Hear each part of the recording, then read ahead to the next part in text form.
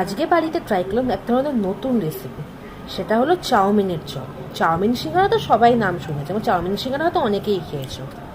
আজকে হঠাৎ ভাবলাম যে চাউমিন চপ বানালে কেমন হয়। চপটা হয়েছিল বেশ ক্রিস্পি, মুচমুচে, বেশ টেস্টি।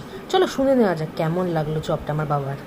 ভালো লাগলো, এটা খেয়ে খুব ভালো লাগলো। এটা আমার কন্যা করেছেন, মানে নতুন আইটেম, মাথা বুদ্ধি করে চাউমিন সিঙ্গারা চপ। আমি প্রথম খেলাম, খুব ভালো আইটেম। তোমরাও চাইলে বাড়িতে একবার চাউমিনের চপ ট্রাই করে দেখতে পারো, টেস্ট কিন্তু অসাধারণ। তোমাদেরও আশা করছি খুবই ভালো লাগবে।